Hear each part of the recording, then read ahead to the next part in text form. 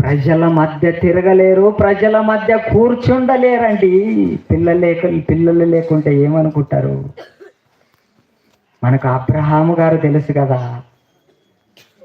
అబ్రహాము గారు మనకు బాగా తెలుసండి. అబ్రహాము గారికి కూడా 99 సంవత్సరాలు వచ్చినా పిల్లలు లేరండి.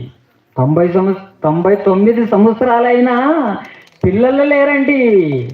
75వ సంవత్సరము నాటి నుండే దేవుడి వాక్యము అబ్రాహాము గారికి దర్శనమందు వచ్చి అబ్రహాము గారితో ఏమని మాట్లాడుతున్నాడంటే ఆస్తి గురించి మాట్లాడుతున్నాడు, కనాన్ దేశము గురించి మాట్లాడుతున్నాడు. అబ్రహాము గారి దగ్గరకు వచ్చి భూభాగం గురించి, దేశం గురించి మాట్లాడేటప్పుడు అబ్రహాము గారు ఏమని ఆలోచిస్తున్నారు, ఏమని దేవునికి ప్రశ్నిస్తున్నాడు. ఆ మాట చూస్తే మనము ఎంత ఆశ్చర్యపోతాము చూడండి. ఆదికాండము 15వ అధ్యాయము 2వ వచనము చూడండి. ఆదికాండము 15వ అధ్యాయము 2వ వచనము చూడండి. అబ్రహాము గారు దగ్గరికి దేవుని వాక్యం వచ్చిందండి. అబ్రహాము గారి దగ్గరికి దేవుని వాక్యం వచ్చి అబ్రహాము గారితో ఏమని పలుకుతుందో 15వ అధ్యాయము 2వ వచనములో మనము చూస్తామండి. అందుకు అబ్రహాము గారి దగ్గరికి వాక్యము వచ్చిన తర్వాత వాక్యము ఏమని మాట్లాడుతుంది అంటే 1వ వచనములో మాట్లాడుతుంది. ఏమని మాట్లాడుతుంది అంటే దేవుడు దర్శనము ద్వారా 15వ అధ్యాయము 1వ వచనము, ఇది జరిగిన తర్వాత యెహోవా వాక్యము అబ్రహామునకు దర్శనము వచ్చి, అబ్రహమా భయపడద్దు, నేను నీకు కేడము, నీ బహుమానము అత్యధికమగుతుంది. నీకు బహుమానాన్ని సంతృప్తి అంటే ఎంతో అత్యధికంగా ఇస్తాను. ఇక్కడ బహుమానం అంటే ఏదో తెలుసా? కనాన్ దేశం. అబ్రహాము గారి దగ్గరికి ఈ వాక్యం వచ్చేసరికి అబ్రహాముకి పిల్లలు లేరండి. పిల్లలు లేనప్పుడు దేవుడు ఏమని మాట్లాడుతున్నాడంటే నీ బహుమానాన్ని అత్యధికంగా హెచ్చిస్తా, నీకు బహుమానాన్ని అత్యధికంగా హెచ్చిస్తా అన్నాడండి. బహుమానం అంటే ఇక్కడ ఏదో తెలుసా? కనాన్ దేశములో ఉన్న ఆస్తి అంతా నీకిస్తా అన్నప్పుడు అబ్రహాము గారు ఏమని మాట్లాడుతున్నారు చూడండి కింద. అందుకు అబ్రహాము దేవుడైన యెహోవా నాకేమి ఇచ్చిననేమి, నేను సంతానము లేని వాడనైపోతున్నానే. అబ్రహాము గారు ఏమని మాట్లాడుతున్నారు చూడండి. నీవేమో కనాన్ దేశాన్ని నాకు ఇస్తానంటున్నావు, ఆస్తిగా, సంపాదనగా. నీవెంత ఇస్తే నాకేంటి? ఎంత ఇస్తే నా ఆస్తిని తీసుకొని ఏం చేయాలా? నాకు మాత్రం సంతానము లేదు. సంతానము లేనప్పుడు ఆస్తి నాకు అవసరం లేదు అని అంటున్నాడు అబ్రహాము. అంటే ఆస్తి ఎక్కువ, మనకు పిల్లలు ఎక్కువ. అంటే పిల్లల ముందు ఆస్తి ఏం పనికి రాదండి. గనక మనుషుల్ని ఏమని అడుగుతారంట? నీకు పిల్లలు ఎంతమంది అండి, నీకెంత ఆస్తి సంపాదించడమని అడగరంట. నీకు పిల్లలు ఎంతమంది?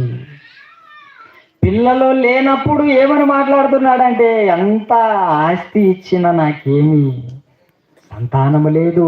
ఇప్పటికే ఉన్న ఆస్తి నా దగ్గర చాలా ఉంది. ఆ ఆస్తికి వారసుడు, ఆస్తికి కర్తే లేడు. ఆస్తికి కర్త ఎవరు అవుతారంటే దమస్కు ఎలియాజరే నా దాసుడే నా ఆస్తికి కర్త అవుతాడు కదా. నేను సంతానము లేని వాడనైపోతున్నానే, ఈ సంపాదన నాకు అవసరం లేదంటున్నాడు. అంటే పిల్లల విలువ ఎంత గొప్పదో చూడండి. పిల్లల విలువ చాలా గొప్పదండి. ఆదాము హవ్వను జంటగా చేసిన తర్వాత వారి ఇరువురు వారిరువురు కూడిన తర్వాత వారికి ఒక ప్రప్రతంగా సంతానాన్ని ఇస్తాడండి. సంతానాన్ని ఇచ్చిన తర్వాత అవ్వ ఏమని మాట్లాడుతుందో అవ్వ మాట దగ్గరికి వెళ్ళి చూద్దామండి. అవ్వ మాట దగ్గరికి వెళ్ళి చూద్దామండి. పిల్లలను గురించి అవ్వ ఏమని మాట్లాడుతుందో ఆదికాండము 4వ అధ్యాయం చూడండి. ఆదికాండము 4వ అధ్యాయము మొదటి వచనం చూడండి. ఆదికాండము 4వ అధ్యాయము మొదటి వచనం చూడండి. ఎంత బాగా మాట్లాడుతుంది. మన ఆది తల్లి అయిన అవ్వ ఆదాము తన భార్య అయిన అవ్వను కూడినప్పుడు ఆమె గర్భవతి అయి కయ్యేనును కనెను. అవ్వ గర్భవతి అయ్యింది, కయ్యేనుకు జన్మనిచ్చింది. జన్మనిచ్చిన తర్వాత అవ్వ ఏమని మాట్లాడుతుందో చూడండి. జన్మనిచ్చిన బిడ్డ గురించి, యెహోవా దయ వలన నేనొక మనిషిని సంపాదించుకున్నాను. ఆస్తిని కాదా, వజ్రాలను కాదు సంపాదించుకునింది, మాణిక్యము, బంగారు, విలువైన వస్తువులు కాదా అవ్వ సంపాదించుకునేది. అంటే అవి కాదండి సంపాదన అంటే. మన పిల్లలే మనకి సంపాదన, మన పిల్లలే మనకి ఆస్తి. ఎంత ఆస్తి ఉన్నా అంత సున్నా, పిల్లలుంటేనే అన్నిటికంటే మిన్న. అదే మాటే కదండి. మన అవ్వమ్మ గారు ఏమని మాట్లాడుతున్నారు చూడండి. నేను ఒక మనిషిని సంపాదించుకున్నాను. మనుషులే మనకి సంపాదన. ఈ సంపాదన అంతటిని ఎవరు ఇస్తున్నారంటే మన తండ్రి అయిన దేవుడే మన అందరికీ దయచేస్తున్నాడండి. మన అందరి కడపలను నింపేశాడండి. దేవుడు నింపేశాడు. అదే మాటనే మనము చూశాము. వాక్య పఠనము చదువుతున్నప్పుడు వాక్య భాగములో అదే మాటనే చూశాము. ఆ మాట దగ్గరికి మరలా వెళ్ళి మనం అందరము ఆలోచిస్తే కీర్తనలో రాసిన గ్రంథము 17వ అధ్యాయము 14వ వచనములో చూడండి. మన అందరినీ కరుణా సంపన్నుడైన దేవుడు ఆయన కృప ద్వారా మనందరినీ ఎలా ఆశీర్వదించి ఎలా ఆనందపరిచి సంతోషపరుస్తున్నాడో మన అందరికీ ఆ మాటను చదివి ఆలోచిస్తే మన అందరినీ దేవుడు ఎలా సమృద్ధి గల వారిగా చేశాడో దేవుడు అక్కడ రాయిస్తున్నాడండి. కీర్తనల గ్రంథము 17వ అధ్యాయము 14వ వచనములో చూడండి. చాలా మంచి మాట మాట్లాడతాడు. ఆ మాటను చాలా దినాల వరకు నేను ఆలోచించానండి. ఈ మాట దేనికి వర్తిస్తుంది, దేనికి సంబంధించింది, దేన్ని గురించి మాట్లాడుతున్నాడు అని. ఆ మాట ఎంత అద్భుతంగా మాట్లాడుతున్నాడో దేవుడు చూడండి. భక్తుడైన దావీదు ద్వారా లోకుల చేతిలో నుండి ఈ జీవిత కాలములోనే తాము పాలు పొందిన ఈ లోకుల చేతిలో నుండి నీ హస్తబలము చేత నన్ను రక్షింపుము అని కిందేమని మాట్లాడతాడు చూడండి. నీవు నీ దానములతో మన అందరి కడుపులను నింపుతున్నాడండి దేవుడు. దేని ద్వారా నింపుతున్నాడంటే దేవుని దానం అండి. దేవుని దానమే ఇక్కడున్న కూర్చున్న ప్రతి ఒక్క మనిషి. దానం అంటే ఏంటిది? గిఫ్ట్. దానం అంటే ఏంటండి? దాన పత్రం అండి అంటున్నారు. ఇది దానం ఇచ్చారండి, ఇది చర్చికి ఇచ్చారండి, ఇది గుడికి ఇచ్చారండి. ఏదండి? భూమి. దాన్ని ఏమంటున్నామంటే దానం అని అంటున్నాం. దానం. దానికి ఇంగ్లీషులో వాడిన పదం ఏంటో తెలుసా? గిఫ్ట్. దేవుని దానములతో మన అందరి కడుపులని ఏం చేస్తున్నాడంటే నింపుతున్నాడు. మీ అందరి కడుపులు నింపాడు. కాబట్టి ఒక్కొక్కరిలో నుండి 5, 10 మంది ఇలా సంతానము కలిగి సంతానానికి మన పిల్లలకి మనం అందరూ జన్మనిస్తున్నాము కదండి. దీనికి కారణకర్తలు ఎవరో తెలుసా? మన తండ్రి అయిన దేవుడు గిఫ్ట్లుగా తన పిల్లల్ని మన కడుపుల్లో నింపుతున్నాడండి. మన కడుపులో నింపుతున్నాడు. దేవుడు నీ దానములతో వారి కడుపులను నింపుతున్నావు. చదవండి. వారు కుమారులు కలిగి తృప్తి నొందెదరు, తమ ఆస్తిని తమ పిల్లలకు విడిచిపెట్టెదరు. అంటే దేవుడు దానమిస్తే, తన పిల్లల్ని దానము చేస్తే మన కడుపు నిండుతుందండి. మన కడుపుల్లో మన పిల్లలు లేరా? మన కడుపుల్లో మన పిల్లలు లేరా? మన కడుపుల్లో మన పిల్లలు ఉండారండి. ఆ పిల్లల్ని ఎప్పుడు బయటికి తీస్తున్నాడంటే వివాహమైన తర్వాత కొన్ని దినాలకి, కొన్ని సంవత్సరాలకి మన గర్భము ద్వారా బయటికి తీస్తున్నాడండి ఆస్తిగా. ఒకప్పుడు మన అందరి కడుపులను ఏం చేశాడంటే నింపేశాడండి, పిల్లలతో నింపాడండి. ఆ నింపింది ఏది తెలుసా? దానం. దానం. మనం అనుకుంటున్నాము పిల్లల విలువ మనకి తెలియదు, పిల్లలు కాలేని వాళ్ళకి తెలుస్తుంది పిల్లల విలువ. చాలా సంవత్సరాల వరకు జకరియా ఎలిజబెత్లకు తెలుసు కదా, జకరియా ఎలిజబెత్ వారికి కూడా పిల్లలు లేకపోయారండి. దేవుడు ఎలిజబెత్కు కూడా సంతానం ఇయ్యలేదండి, సంతానం ఇయ్యలేదండి. యోహాను సువార్తలో ఉంటుంది. యోహాను సువార్త 1వ అధ్యాయము 7వ వచనము చూడండి. జకరియా ఏం చేశాడంటే దేవుని మందిరములో యాజకుడిగా, పూజారిగా సేవ చేస్తున్నాడండి. పూజారిగా సేవ చేస్తున్నాడు. లూకా సువార్త 1వ అధ్యాయము 7వ వచనము. జకరియా ఎలిజబెత్ వీరువరి దంపతులకు దేవుడు చాలా కాలం పిల్లల్ని ఇవ్వలేదండి, చాలా కాలం పిల్లల్ని ఇవ్వలేదు. ముసిలి వాళ్ళయ్యారండి, అయినా పిల్లలు లేరు. 1 సంవత్సరము పిల్లలు లేకపోతే అందరూ ఏమని పలకరిస్తారంటే స్త్రీలని ఎక్కువ పలకరిస్తారు. పిల్లలు కాలేదా? సంతానం కాలేదా అని ఈ మాట అడిగేసరికి పిల్లలు లేకుండా ఉన్న స్త్రీలకి మనసు చాలా గాయపడిపోతుందండి, గాయం. అలాగే జకరియా ఎలిజబెత్లు కూడా ముసిలి వాళ్ళయ్యారండి. మరలా వాళ్ళ నీతిమంతులే.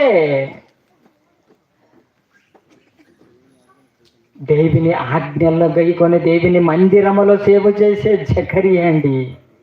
ఆ జకరియకే పిల్లలు లేరు. పిల్లలు లేనప్పుడు ఆ మనసు ఏమైంటుందో చూడండి. ఆ మాట చూద్దామండి జకరియా గారి గురించి. లూకా సువార్త 1వ అధ్యాయం 7వ వచనం చూడండి. ఎలిజబెత్ గొడ్రాలైనందున వారికి పిల్లలు లేకపోయారండి. గొడ్రాలు. జనాలు ఏమని మాట్లాడతారు చెప్పండి పిల్లలు లేని వాళ్ళ గురించి? గొడ్డుది. గొడ్డుదంటే ఎంత భయంకరమండి, ఎంత అవమానం అండి ఒక స్త్రీకి, ఎంత అవమానం. గొడ్రాలు ఎవరు తెలుసా? సేవకుని భార్య ఎలిజబెత్. మనసు చాలా గాయపడిపోయిందండి ఎలిజబెత్ మనసు. దేవునికి ఎన్నోసార్లు ప్రార్థించింది, దేవుని ముందర మోకరించి దేవునికి ఎన్నో విజ్ఞాపనలు చేసిందండి ఎలిజబెత్. ఎలిజబెత్ను జ్ఞాపకం చేసుకొని ఒకనాడు ఎలిజబెత్కు సంతానమును దేవుడు దయచేసిన తర్వాత తాను దానముతో కడుపును నింపి తనకు కుమారుణ్ణే దయచేశాడండి. ఆ కుమారుడు ఎవరో తెలుసా? బాప్తిస్మం ఇచ్చే యోహాను. ఆ కుమారునికి జన్మనిచ్చిన తర్వాత ఆ తల్లి విన్న మాటలల్లా, ప్రజలాడిన మాటలల్లా తన మనసులో పెట్టుకొని తనకు కుమారుడు పుట్టిన తర్వాత మాట్లాడుతుందండి. ఆ మాట ఏమని మాట్లాడుతుందో చూడండి. లూకా సువార్త 1వ అధ్యాయం 24వ వచనంలో ఏమని మాట్లాడుతుందో చూడండి. ఆ దినములైన తర్వాత అతని భార్య ఎలిజబెత్ గర్భవతి అయి మనుషులలో నాకుండిన అవమానము తీసివేయుటకు నన్ను కటాక్షించిన నన్ను కటాక్షించిన దినములలో ప్రభువు ఇలాగ సెలవిచ్చుచున్నాడు. బాగా చదవండి. ప్రభువు ఇలాగూ చేశాను అనుకొని మరలా ఇది ఒకసారి అండి. అంటే ఆ ఎలిజబెత్ ఏమని మాట్లాడుతుంది అంటే, పిల్లని కన్న తర్వాత ఏమని మాట్లాడుతుంది అంటే, నాకు ప్రజలలో ఉన్నది ఏదో తెలుసా దేవా, అవమానం. ఆ అవమానము ఎప్పుడు నాలో నుండి తీసివేయబడుతుందంటే, నీవు నా కడుపుని నింపి నాకు సంతానముగా బహుమానంగా నాకు బిడ్డను దయచేశావు కదా, నాకున్న అవమానం ఇప్పుడు తీసివేయబడింది అని మాట్లాడుతుంది ఒక తల్లి. అంటే పిల్లలు లేకపోతే మనకి కలిగేది ఏంటండి? మనకు ఏం పేరు వస్తుందో తెలుసా? స్త్రీలకండి ఎక్కువ పేరు వచ్చేది గొడ్రాలు. ఎన్ని మాటలు మాట్లాడతారండి, ఎన్ని మాటలు మాట్లాడతారు. అంటే గొడ్డుది అనేసరికి మనసు అంతా గాయపడుతుందండి. గాయం, మనోవేదన, దుఃఖ, బాధ. ఏ మాటింటో అంటే గొడ్రాలు అనే మాటింటే ఎన్నోసార్లు విన్నదండి ఎలిజబెత్. ఎంత అవమానము, అన్ని మాటలను భరించింది. దేవుడు తనకు గర్భఫలాన్ని ఇచ్చేసరికి ప్రజల్లో ఉన్న అవమానముని తీసివేశావు దేవా అని తన కుమారుణ్ణి దేవిని మార్గాల్ని చక్కపరచడానికి సిద్ధపరిచిందండి ఈ తల్లి. సిద్ధపరిచింది అంటే మనకేం అర్థం కావాలంటే, పిల్లల విలువెంతో మనకు అర్థం కావాలి. ఆ పిల్లలను దేవుడు కరుణ కలిగిన వాడు కనుక మన అందరికీ, తన పిల్లల్నే మన అందరికీ దయచేసి మనల్ని తృప్తిపరిచి మనల్నే పిల్లలు కన్న తల్లిదండ్రులుగా చేస్తున్నాడండి. తల్లి తండ్రి అనే పేరు ఎప్పుడు వస్తుందో తెలుసా? నీవు కంటేనే వస్తుంది. స్త్రీలకైనా పురుషులకైనా తండ్రి తల్లి అని ఎప్పుడు పిలువబడుతున్నారంటే పిల్లలు పుడితేనే. పిల్లలు పుట్టకపోతే తండ్రి అనరండి, తండ్రి అనరు. తల్లి అని మాట ప్రజలు మనం గురించి పలకరండి. కనుక రాహేలుకు కూడా చాలా దినాలు పిల్లలు కాలేదండి. రాహేలు కంటే ముందుగా తన అక్క అయిన లేయా యాకోబుకు భార్య వచ్చిన తర్వాత యాకోబు అయితే ఎవరిని ప్రేమించాడంటే రాహేల్నే ప్రేమించాడండి. లేయను ప్రేమించలేదు, రాహేల్నే ప్రేమించి రాహేల్ని పెళ్లి చేసుకోవటం కోసము తన మామకున్న గొర్రెల మందని 7 సంవత్సరాలు కాశాడండి. 7 సంవత్సరాలు కాసినా యాకోబుకి రాహేల్ని భార్యగా ఇవ్వలేదండి, లేయనే ఇచ్చాడు. లేయనిచ్చిన తర్వాత మరలా ఏమని మాట్లాడతాడంటే, నన్ను ప్రేమించింది రాహేల్ని కదా, నీవేంటి? తన మామతో మాట్లాడుతున్నాడు. లేయనిచ్చావు, లేయని కాదు నన్ను ప్రేమించింది. లేయ కండ్లు చూస్తే లేయ కండ్లు సరిగ్గా లేవు, గుడ్డి దాన్ని నాకు ఇచ్చి పెండ్లు చేసిండావు అని తన మామని అడిగినప్పుడు ఏం చేశాడంటే, మరలా నీవు ప్రేమించిన రాహేల్ని నీకు భార్యగా ఇవ్వాలంటే ఇంకా 7 సంవత్సరాలు కొలువు చేస్తావా, జీతం చేస్తావా, నా గొర్రెలు కాస్తావా అన్నప్పుడు కాస్తాను అన్నాడు. గొర్రెలు మరలా 7 సంవత్సరాలు కాశాడు. రాహేల్ను భార్యగా ఇచ్చాడు.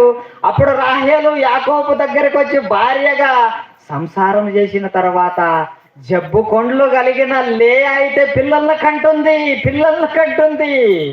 రాహేలుకు సంతానము లేకుండా గొడ్రాలైపోతుందండి రాహేలు. లేయా పిల్లల్ని కంటుంది, ప్రేమించింది రాహేల్ని. లేయను ప్రేమించలేదు. దేవుడి ప్రేమించలేని లేయకే పిల్లల్ని ఇస్తున్నాడు, రాహేలుకి పిల్లలు లేదు. రాహేలుకు పిల్లలు లేనప్పుడు ఊకుంటుందా? పిల్లలు లేకుంటే ఊకుంటుందా? భర్తను ఊరికనే ఉండని వస్తుందా? తల్లిదండ్రులు ఊకనే ఉన్నిస్తుందా? అత్త మామ గారిని నెమ్మదిగా జీవింపజేయటానికి అవకాశం ఇస్తుందా? ఇల్లంతా గడబడ తొందర. ఊరుకుంటదండి స్త్రీ. స్త్రీ ఊరుకుంటదు. తనకు సంతానము లేకపోతే ఇల్లంతా గలిబిలి చేస్తుంది. అలాగే రాహేలు ఏం చేస్తుందంటే యాకోబు దగ్గరికి వెళ్ళి యాకోబుని ఏమని అడుగుతుందంటే, యాకోబుని ఏమని అడుగుతా చూడండి. 1వ వచనం నుండి చదువుదాం. ఆదికాండము 30వ అధ్యాయము 1వ వచనము చూడండి. ఆదికాండము 30వ అధ్యాయం 1వ వచనము చూడండి. చదువు. రాహేలు తాను యాకోబునకు పిల్లల కనకపోవుట చూచి తన అక్కయందు అసూయ. మనకు పిల్లలు లేకపోతే మన అందరికి వచ్చేది ఏదంటే అసూయ. అసూయ చోటు చేసుకుంటుంది మన అందరి మనసుల్లో. ఏది లేకుంటే, సంతానము లేకుంటే. యాకోబుని నెమ్మదిగా ఉన్నిచ్చిందా రాహేలు? నాకేమో కంటుంది, నీవేమో నన్ను ప్రేమించావు, నాకే పిల్లలు లేరు. జబ్బు కొండ్లు కలిగిన లేయా అది కంటుంది. ఒకరిని కనింది, ఇద్దరిని కనింది, ముగ్గురిని కనింది, నలుగురిని కనింది. అలాగే కనుకుంటూనే పోతుంది. గుడ్రాలుగా మిగిలిపోతున్నాను నేను. అప్పుడు రాహేలుకి అసూయ వచ్చిందండి. తన అక్క మీదే అసూయ పడుతుంది. అక్కంటే గౌరవం లేదా? అక్కంటే గౌరవం లేదా? లేకుంటదండి. పిల్లలుంటేనే అంతా నెమ్మది. పిల్లలు లేకుంటే అక్కని చూడదు, తల్లిని చూడదు, భర్తని చూడదు, మామాని చూడదు, అత్తని చూడదు. అప్పుడు అక్క మీదే అసూయపడి యాకోబుతో ఏమని మాట్లాడుతుందో చూడండి. నాకు గర్భఫలాన్ని నాకు గర్భఫలమును ఇవ్వు, లేని ఎడల నేను చచ్చదన. నేను అంటే పిల్లలు లేకుంటే ఏమని అంటుంది. నాకు పిల్లలు కాలేదంటే నేను చచ్చిపోతా. ఇస్తావా? ఏ డబ్బు అనుకుందా ఏమో రాయలు. డబ్బు అయితే జోబులో నుండి తీసిచ్చేవాడండి యాకోబు. డబ్బు అయితే తీసిచ్చేవాడు, బంగారు అయితే కొని తెచ్చేవాడు, ఆస్తి అయితే ఎక్కడికో వెళ్ళి పని చేసి కష్టపడి సంపాదించి తెచ్చి పెట్టేవాడండి యాకోబు. మనముగిన అంతే కదా. ఏదైనా కొని తెచ్చి పెట్టగలము, సంతానం మాత్రము ఎంత ఇచ్చినా ఇవ్వనిది, దొరకనిది ఒకే ఒక్కరు ఇవ్వాలండి. వారే మన కన్న తండ్రి అయిన దేవుడు. యాకోబుతో ఏమంటుండేది? నాకు పిల్లలు పుట్టకపోతే చస్తా. పిల్లలు లేకుంటే చస్తావా? మనసు అలా పోతుందండి. ఎన్ని మాటలు మాట్లాడతారు జనం, సమాజంలో. పిల్లలు లేని స్త్రీ తల ఎత్తుకొని ఎప్పుడు తిరిగే కదండి, ఎప్పటికీ తిరిగేకదు. పిల్లలు లేని స్త్రీ ముఖం చూడండి, భర్త లేని విధవరాలి ముఖం ఉన్నట్లుంటదండి. ఆ ముఖానికి కారావాలంటే, ముఖం ఆనందంగా ఉండాలంటే, ముఖం వైభవంగా ఉండాలంటే, అందంగా ఉండాలంటే గర్భఫలమే ముఖ్యమండి. గర్భఫలమే ముఖ్యం. కనుక రాహేలు ఏమని అంటుందంటే, నాకు పిల్లల్ని లేకుంటే సస్తానన్నప్పుడు యాకోబు ఏమంటాడు చూడండి. యాకోబు కోపపడి రాహేలు మీద కోపము రగులుకొని అతడు, నేను నీకు గర్భఫలమును ఇయ్యక పోయినా దేవునికి ప్రతిగా ఉన్నానా? నేనేంటి దేవుడనా అంటున్నాడు యాకోబు. ఎంత మంచివాడండి. నేను దేవుడా? నేను భర్తే కదా, నీలాంటి మనిషే కదా, నరుడే కదా. ఇచ్చేది నా చేతిలో లేదు, ఇచ్చేవాడు దేవుడు. దేవుడు ఇవ్వాలే తప్ప భర్త అయినంత మాత్రాన నేను ఇవ్వటానికి అవకాశం లేదు. నేను ఇవ్వనండి, దేవుడే ఇవ్వాలి అంటున్నాడు. దేవుడే ఇవ్వాలి, దేవుడే ఇవ్వాలి. కంటే భాగ్యవంతురాలు అంటారు స్త్రీల్ని, కనకపోతే గొడ్డాలు అంటారు. లేయా పిల్లలను కంటూ కంటూ అదే 30 అధ్యాయంలో ఏమని అంటదంటే, ఇషాక ఆశరణం ఏమని కంటు, ఆశరణం ఎవరిన కంటది, ఆశరణ కంటది. లేయా దాసి అయిన జిల్ఫా ఆశరణ కన్నప్పుడు, ఆ ఆశరణ కన్న తర్వాత లేయా ఏమని మాట్లాడుతుంది చూడండి, చాలా మంచి మాట. భాగ్యవంతురాలు. పిల్లలు పుడితే మనకు వచ్చే పేరు భాగ్యవంతురాలు, పుట్టకపోతే వచ్చే పేరు గుడ్డాల్. అంత అవమానం అండి.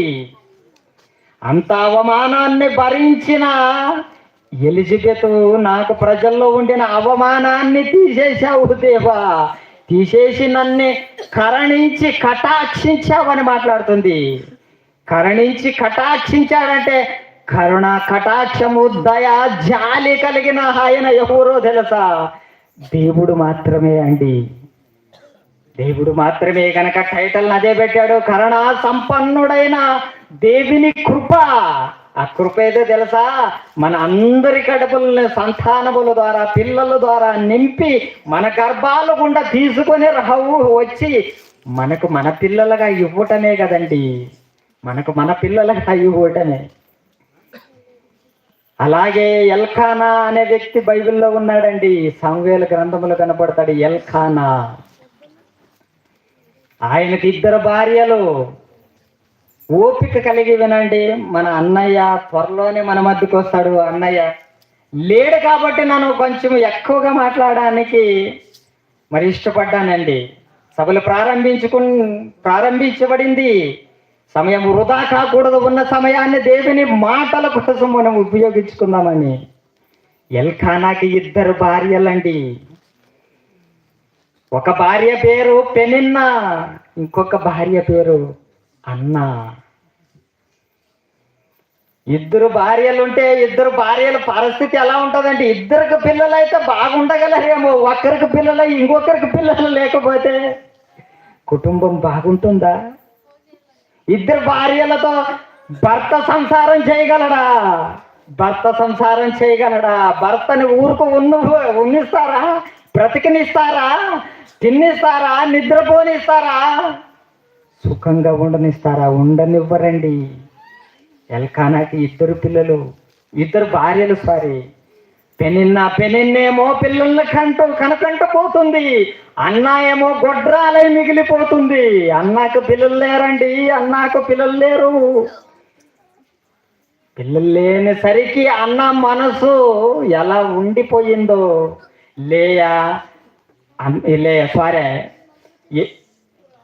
పెనిన్న అన్నం చూసి ఏమని మాట్లాడుతుందో సమూయేలు మొదటి గ్రంథము 1వ అధ్యాయము 6వ వచనము చూద్దామండి. పిల్లలు లేని అన్నను చూసి పిల్లల్ని కన్న పెనిన్న, అంటే 2 భార్యలు ఉండారంటే మనం ఏమని మాట్లాడతాము? సౌతులు. ఒకరికి పిల్లలు, ఇంకొకరికి పిల్లలు లేరండి. పిల్లల్ని కన్నా స్త్రీ పెనిన్న అన్నం చూసి ఏమని మాట్లాడుతుందో చూడండి. 1వ అధ్యాయము 6వ వచనం. యెహోవా అన్నకు సంతు లేకుండా చేసి ఉన్న హేతువును బట్టి ఆమె వైరియగు పెనిన్న అన్నను విసిగించుటకై ఆమెకు కోపము పుట్టించుచూ వచ్చెను. అంటే అన్నకు పిల్లలు లేరు, పెనిన్నకు పిల్లలు ఉన్నారు. అన్న పెనిన్న ఎవరు అవుతారంటే సౌతులు అవుతారు. పిల్లలుంటే సౌతులు అవుతారు. పిల్లలు లేకుంటే ఏమని మాట్లాడుతుందంటే నా వైరి. అన్న ఏమని మాట్లాడుతుందంటే పెనిన్న గురించి నా వైరి. వైరి అంటే ఏమి? శత్రువు, నా శత్రువు. సౌతి కాదా? నీతోటి భార్య కాదా? నీ తోటి భార్యను చూసి ఏమని మాట్లాడుతుందంటే నా వైరి, ఎందుకు వైరి అని మాట్లాడుతుందంటే ఎన్ని మాటలు మాట్లాడింటాదో. అన్నను చూసి దీనికి పిల్లలు లేరు, ఇది గొడ్డుది, ఇది కనేక లేదు. ఎప్పుడండి ఆడవాళ్ళకి కోపం వచ్చేది? పిల్లలు లేకుండా గొడ్రాలై మిగిలిపోయినప్పుడు ఒక్కరు చిన్న మాట అంటే చాలండి, మనసు చాలా గాయపడిపోతుంది. మనో దుఃఖం, బాధ, అవమానం, నిందలు ఇవన్నీ వస్తాయండి ఒక స్త్రీకి. ఎన్ని నిందలు భరించిందో తల్లి అన్న, ఆ వైరి. అన్న కూడా మంచి స్త్రీ కదండి, మంచి స్త్రీ నోట్ల నుండి వచ్చిన మాట నా వైరి అంటుందంటే ఎన్ని మాటలు మాట్లాడిందో. పిల్లల్ని కన్న స్త్రీ, పిల్లలు లేని తన తోటి స్త్రీని చూసి, పెనిన్న అన్నను చూసి, అప్పుడు అన్న ఒకటి ఆలోచించింది, దేవుడు నాకేమో సంతానమే లేదు, నాకు సంతానము లేని దానిగా నన్ను చేశాడు దేవుడు. దేవుని దగ్గర సన్నిధికి వెళ్ళి దేవునికి మోకరించి ప్రార్థించి దేవుణ్ణి ఒక మగ బిడ్డను ఇవ్వమని విజ్ఞాపన చేస్తా. దేవుడు నాకు తప్పకుండా ఇస్తాడు. నన్ను సంతానము లేని దానిగా గొడ్రాలుగా నా సౌతే చూస్తుందంటే నాకింతకంటే అవమానం మరొకటి ఉందంటారా? ఇంకా లేదు కదా అని అన్న ఏం చేసిందంటే దేవుని మందిరానికి వెళ్ళి, దేవుని మందిరము దగ్గరకు వెళ్ళి దేవుని మందిరములో మోకరించి కన్న తండ్రి అయిన దేవునికి ప్రార్థన చేస్తుంది అన్న. దేవా, నేను సంతానము లేక గొడ్రాలై మిగిలి ఉన్నానే. నా భర్త ఏమో ప్రేమిస్తున్నాడు, నా సౌతేమో నన్ను చూసి అసూయపడి అనరాని మాటలు అని కనరాని చూపుతో నన్ను చూస్తుంది. నేను చిన్నదానేనై లోకములో మిగిలిపోతానే అని దేవుని మందిరము దగ్గరికి వచ్చి మోకరించి ప్రార్థన చేస్తుంది. నీవు కూడా నాకు మగ బిడ్డను దయచేస్తే ఆ బిడ్డనే నీకు ఇచ్చేస్తా. ఏమని మాట్లాడుతుంది అన్న? పిల్లలు లేని వాళ్ళ మనసు ఎప్పుడు తృప్తి పొందుతుందంటే దేవుడు సంతానమును ఇచ్చినప్పుడే తృప్తి పొందుతుందండి. దేవుడైతే నాకు మగ బిడ్డని ఇస్తే ఆ బిడ్డని నీకే విడిచిపెట్టేస్తా, నీకోసమే ప్రతిష్ఠ చేస్తా